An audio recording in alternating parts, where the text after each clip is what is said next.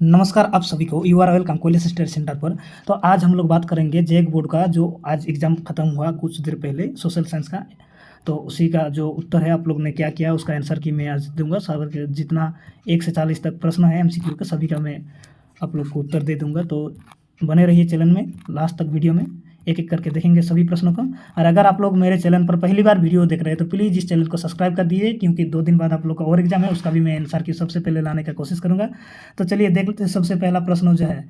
तो सबसे पहला प्रश्न जो आया है आप लोग का, तो सबसे पहला प्रश्न का 19वीं सदी के दौरान मुझे कौन सा ऐसा ताकत बनकर उभर आया जिसने यूरोप के राजनीतिक और मानसिक जगत में भारी बदलाव लाया। तो ये होगा, इसका सही आंसर होगा राष्ट्रवाद। ठीक है।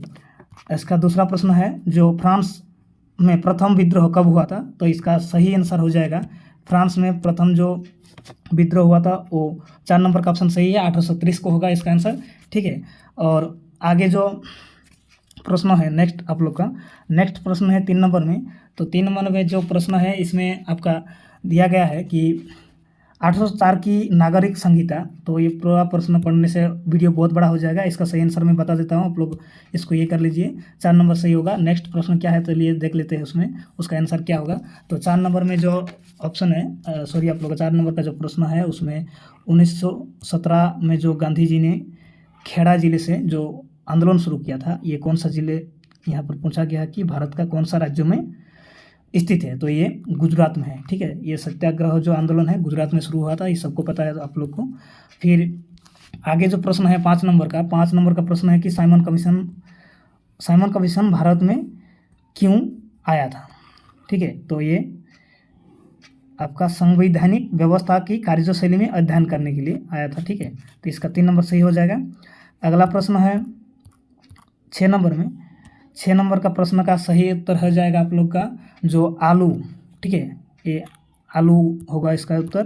फिर जो 7 नंबर पर है, 7 नंबर का जो सही उत्तर होगा इसका, जो 3 नंबर में है ब्रिटेन, सोवियत संघ और फ्रांस और अमेरिका। ये एक पक्ष में था, ये दूसरा पक्ष यहाँ पर आप लोग का प्रश्न में दिया गया है। ठीक है। द्वितीय विश्व युद्ध का ये है।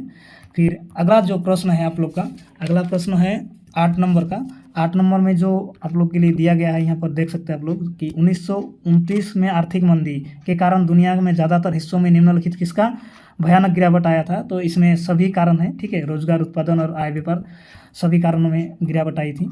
फिर 9 नंबर का जो प्रश्न है, 9 नंबर का प्रश्न में बुनकरों के कच्ची कपास में लिए, तो इसका सही उत्तर हो जाएगा 1 नंबर का ऑप्शन जो है। ठीक है, कच्चे कपास की वृद्धि हो गई थी। फिर 10 नंबर का जो प्रश्न है कि 19वीं शताब्दी के दौरान ब्रिटेन में सर्वाधिक गतिशील उद्योग कौन सा था? तो ये हो जाएगा आपका 10 नंबर का सही आंसर हो जाएगा कपास और धातु होगा। अगला प्रश्न है कि मुद्रण तकनीक सबसे पहले कहाँ विकसित हुई? तो ये चीन में हुआ था।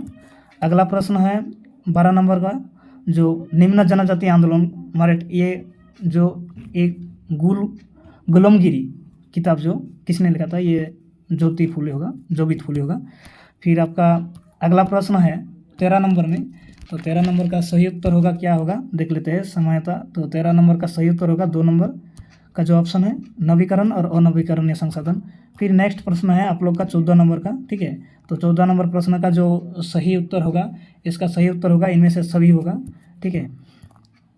फिर नेक्स्ट प्रश्न है 15 नंबर में कि वन और वन्य जीवन संरक्षण करना आवश्यक क्योंकि इसमें 15 नंबर का जो सही उत्तर होगा, ये जो तीनों कारण दिया गया है ना यहाँ पर, ये तीनों कारण आप लोग का सही है। तो इसका मतलब है कि इनमें से सही लास्ट वाला ऑप्शन 4 नंबर का सही होगा वो। फिर 16 नंबर में है कि वन और वन्य प्राणियों की संरक्षण किस प्रकार की किया जाता है? तो ये आरक्षित वन में किया जाता है। ठीक है। जो 16 नंबर का था ये आरक्षित वन होगा। फिर आपका नेक्स्ट प्रश्न है 17 नंबर। 17 नंबर का प्रश्न का सही उत्तर हो जाएगा आपका, यहाँ पर प्रचुर मात्रा में जल उपलब्ध होने के बावजूद भी किस कारण प्रदूषित होता है? तो ये सभी रीजन है सही सटीक है। तो इसलिए इसका सबसे सटीक जो उत्तर होगा कि इनमें से सभी इसका उत्तर होगा 17 नंबर का। फिर नेक्स्ट प्रश्न है आप लोग का 18 नंबर में कि मानसून के आगमन के साथ, ये तो कौन सा फसल के अंतर्गत आता है? खरीफ फसल होता है। ठीक है। फिर आगे है कि वन और पवन ऊर्जा तो ये राजस्थान सही होगा। एक्चुअल में अगर इसमें तमिलनाडु का ऑप्शन दिया रहता तो तमिलनाडु इसका सबसे ज़्यादा मेगाबाइट ये करता है, लेकिन तमिलनाडु का ऑप्शन नहीं है, इसलिए राजस्थान सही होगा। फिर अगला है 20 नंबर में कि जल और उर्वरकों की अविवेकपूर्ण से प्रयोग करने की समस्या पैदा हो गई। तो इसमें आपका जो 20 नंबर का है क्या होगा इसका उत्तर?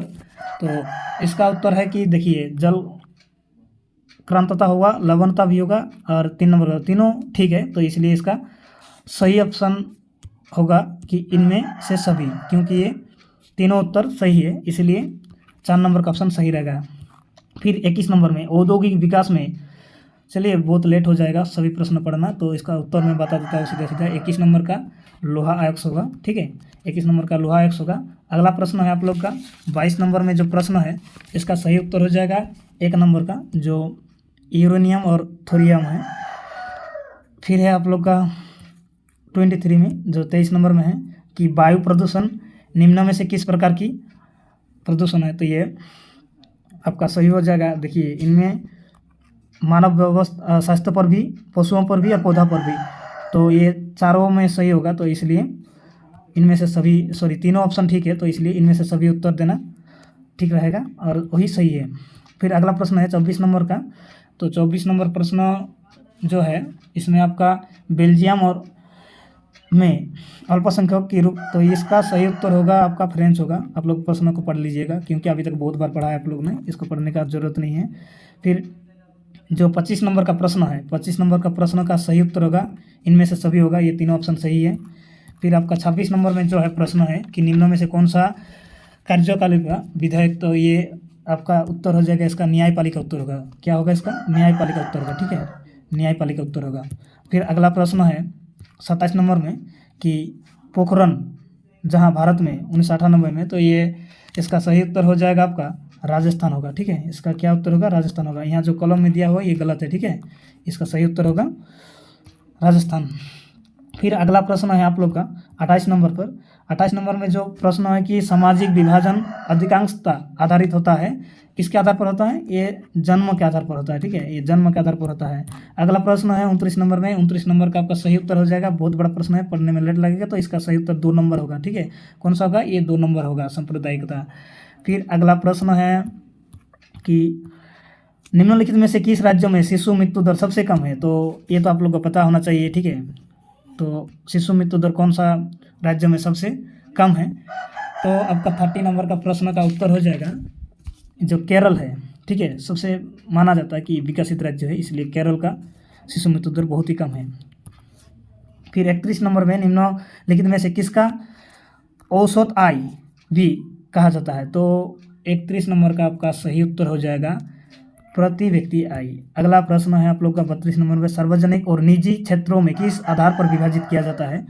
तो इसका सही उत्तर हो जाएगा आपका 32 नंबर का जो 2 नंबर का ऑप्शन है, उद्यमों के संवित्त के आधार पर होता है, ठीक है।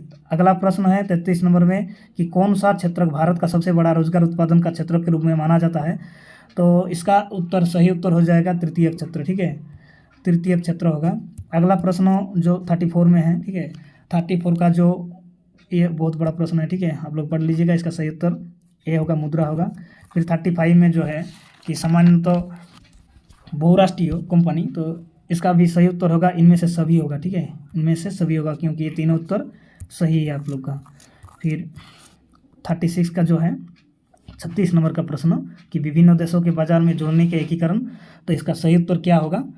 तो 36 नंबर का आपका विदेशी व्यापार होगा सही उत्तर, ठीक है। अगला प्रश्न है कि 1960 के दशक में, ठीक है, 1960 के दशक में, तो यहाँ पर जो उत्तर आप लोग का दिया गया है ऑप्शन 1, 2, 3 तीनों ठीक है, तो इसलिए इनमें से सभी उत्तर इसका सही रहेगा।